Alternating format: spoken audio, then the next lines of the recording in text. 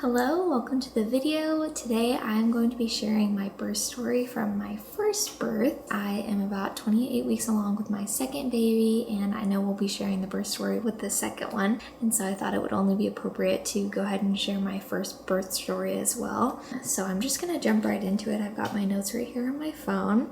So to give a little bit of context, at this time my husband and I were in the middle of moving, so we were going to move a little bit less than a month after the baby was born. I know that's super crazy and we'll probably never be doing that again. That's kind of the situation we were dealing with. So on Wednesday, June 7th at 5:35 p.m.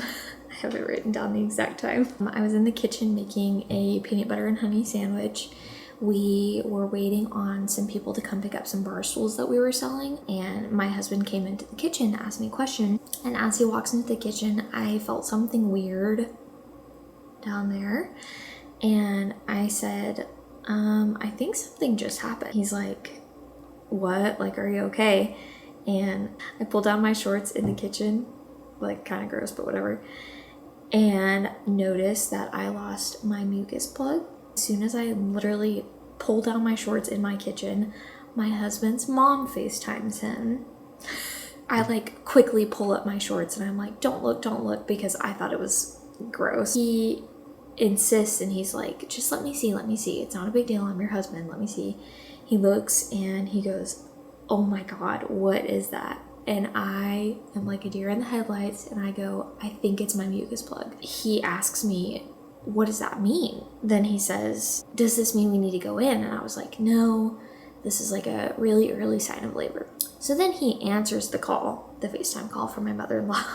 She's like, hey, I just was calling to let you guys know that we landed in Pennsylvania. I immediately break down and start crying. My husband tells me to calm down, and I say, I feel bad because I think I'm going into labor soon, and they just landed somewhere out of state, which means I'll be having the baby before they come home, which looking back, I know, no, obviously I shouldn't have felt bad. There's no reason to feel bad. As soon as I say that, the doorbell rings and the people are here to pick up the bar stools while I'm freaking out, literally tears in my eyes, mucus plug in my shorts, and they're here to pick up these bar stools that we're selling. Because I'm still in shock, I tell my husband, I need you to take care of this situation with the bar stools.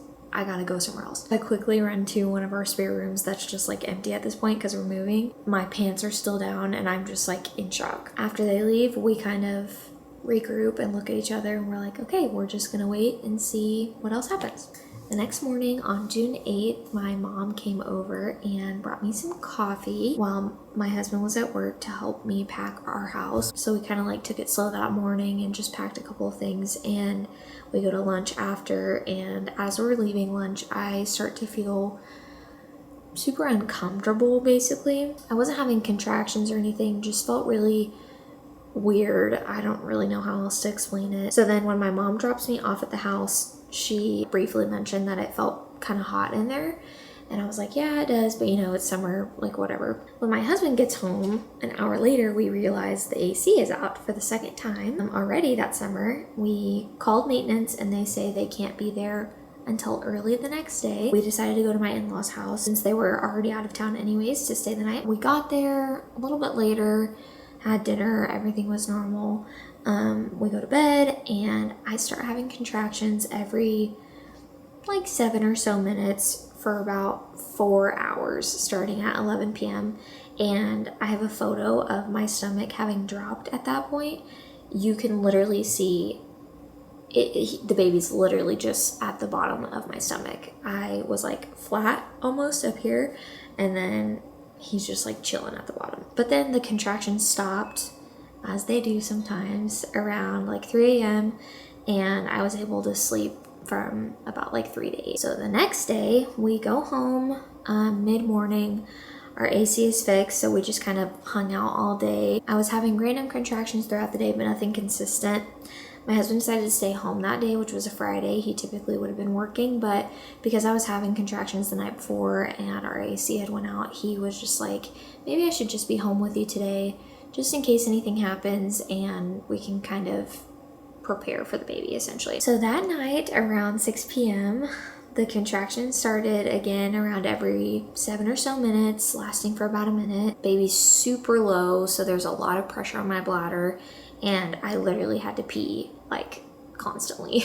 At that point, I wasn't really sleeping anyways, but I ended up being up all night with just really irregular contractions. My hips were very painful, and then around 2:30 the contractions started to be around 7 minutes apart pretty consistently, but they were pretty uncomfortable. Now we are on June 10th, really early in the morning. I finally fell asleep around 4 a.m. and I woke up at 6 a.m. So I was laying on my right side like this. I woke up, checked my phone to see what time it was, said it was 6 a.m. I go to roll over to my left side. I'm like transferring my pregnancy pillow, and my water breaks. And I just immediately tapped my husband on the shoulder and I said, "Hey, my water just broke." And he's like, What? He immediately springs into action. We clean up a little bit in the room, we make the bed, we vacuumed because we have dogs, so we had to vacuum. We also brought the bassinet into our room that we had been keeping out until the day the baby was coming. I hopped in the shower really quick while my husband was loading our bags into the car. I actually wanted to wash my hair, but my husband was like, "No, like we gotta get to the hospital. Your water broke. It's time." I think he was just a little bit excited. We left the house at around 7:15. We ended up actually grabbing donuts on the way, and that's a little funny. We arrive at the hospital at 8, and this was before they like officially opened, so we had to enter in through the emergency room entry. We walk in and they're like, "Hey, what can we do for you?" There's nobody else there, like literally not a single soul. And I'm like, "My water just broke, here to have a baby." They're like, "Okay, well, go ahead and sit in this wheelchair," which I didn't need the wheelchair, but they put me in the wheelchair, wheel me back, get me in kind of like a, I don't really know what you would call it, like an in-between room where they tested my fluid to make sure it was amniotic fluid. They confirmed that, and we ended up going back to the room that I ended up delivering in around like 9:30. My husband's grandparents actually arrived there pretty soon after we got into our room, which is kind of funny.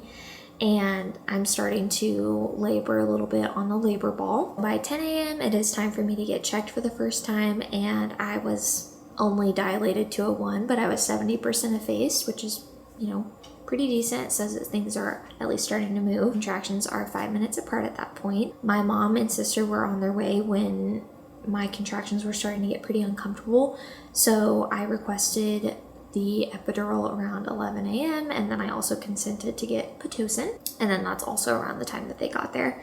To be completely transparent, receiving the epidural was, put it in light terms, excruciatingly painful for me. I know that's not the experience for a lot of other women, but it was very, very painful for me.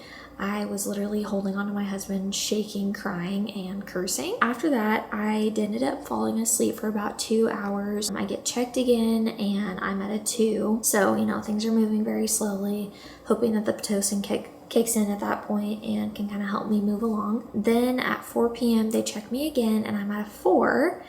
And 10 minutes later, I'm laying in the bed, and I start to feel very uncomfortable. Honestly, just like a lot of pressure down there, if that makes sense. I tell my mom this. My mom and my sister are in the room at this point, and I'm just like, "Hey, can you tell the nurse to come back in here, because I just felt a lot of pressure, really intense pressure, and I kind of just want to get checked again just to make sure everything's okay," because I obviously never experienced labor before, and I was a little bit worried that something might have gone wrong, or I don't know, just something was happening. So I request to get checked again. When the nurse comes in, she's like, "So they're telling me you're wanting to get checked again?" And I say, "Yes, because I just felt a lot of pressure, you know, everything I just said."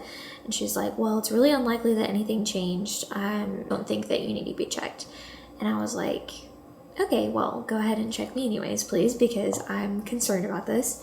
She checks me. Mind you, it had only been 10 minutes since I was checked the last time. I had gone from a 4 to a 9 in 10 minutes. That's what that really big pressure was. This is the moment that panic set in for me. I was really calm the entire time up until that point, and then I literally start like shaking and hyperventilating because the nurse is like, "Oh gosh, it's time to call the doctor and you'll be pushing soon." I start crying, I start freaking out, I'm shaking. I just honestly wasn't expecting it to progress that quickly, because typically whenever you're at a 4 and it's your first baby, you usually have several hours before anything even happens. And so going from a 4 to a 9 in 10 minutes just was really scary for me. But my mom and my sister were there to help me calm down. They're talking me through it. They're like, hey, it's gonna be okay, you got this. My husband was actually out of the room at that time because he was eating. They wouldn't allow me to eat, so he was very gracious and decided to eat outside of the room. Then the doctor that was on call ended up coming into the room around 5 p.m. Unfortunately, it was not my obstetrician that I had been seeing my entire pregnancy. I'm not gonna go too much into that. He was not the best doctor ever. I did not love him. That's all I'm gonna say. By the time he got there, I had been at a 10 for around 30 minutes and my body was just ready to start pushing. So that's what we did. They turned on these floodlights that I was absolutely not expecting. The room was kind of just evenly lit at that point, and then they turned on the floodlights and I was like, am I on a theater stage? This is insane. The lights were very hot. I felt like I was under the microscope. It was kind of intimidating being a first-time mom. At that point, I did request a mirror so that I could kind of see what was going on down there. I requested to start pushing in a side-lying position and they would not allow me to do that. Then they started coaching me on how to push. I was doing what they were telling me to and basically nothing was happening. After a little while, Barrett started to crown, and that is when I started to experience what they refer to as the ring of fire. That's a very accurate description of what it felt like. It was quite uncomfortable. As his head starts to come out, essentially, the obstetrician pulls out a small bottle of baby soap and applied it to the area without my consent. He then also started manually stretching the area without my consent. And I literally was screaming in pain at that point because he was hurting me, and I told him that I could feel everything.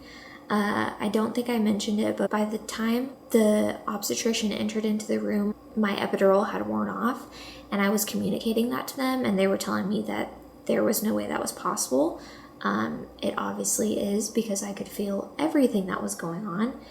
And so the application of the baby soap was very painful, as well as the manual assistance that he was trying to give me. But whenever I communicated that to him, he had the audacity to tell me that there was no way I was feeling that, and I just needed to get over it, basically. So it's safe to say I was just in excruciating pain at that point, and I couldn't handle it much longer. In the last 2 pushes, I mustered up every ounce of energy I had left and literally let out the most loud, terrifying scream and pushed as hard as I possibly could because I was in so much pain, and I just wanted to get him out. And he was born, and it was beautiful. He was born at 6:07 p.m., which was exactly 12 hours after my water had broken, so that's actually a pretty quick labor for a first-time mom.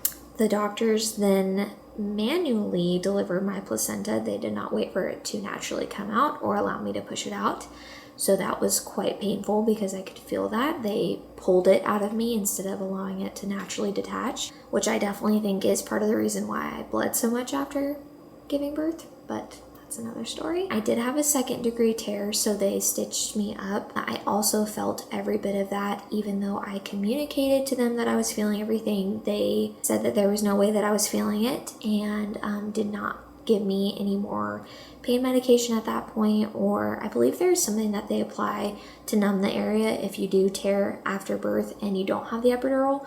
They're supposed to apply some sort of like pain management.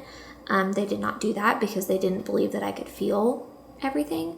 But like I said, I could feel everything, so I did feel them stitching me up. I will never forget that feeling. He was 8 pounds and 9.5 ounces and 21.5 inches long, so pretty decently sized baby, and he just completely changed our lives. We are still so obsessed with him. We love him so much, and we are so grateful to be his parents. I know that although my birth did not go as planned or how I had imagined it, it still brought the most beautiful person in my life into this world, and I'm still so grateful for the experience. And if nothing else, I got my son from it, but I also gained a new perspective of labor and delivery and what that looks like for some women. And now I know things that I prefer and things to request for this baby. Although sometimes I think of it as a little bit of a traumatic experience, because there were definitely aspects of it that were traumatic, I'm choosing to view it as the gift that it was and not the traumatic experience that it also was. So that is my birth story with my first baby, and I can't wait to see how things go with my second. Thank you so much for watching. I'll see you in the next video. Bye.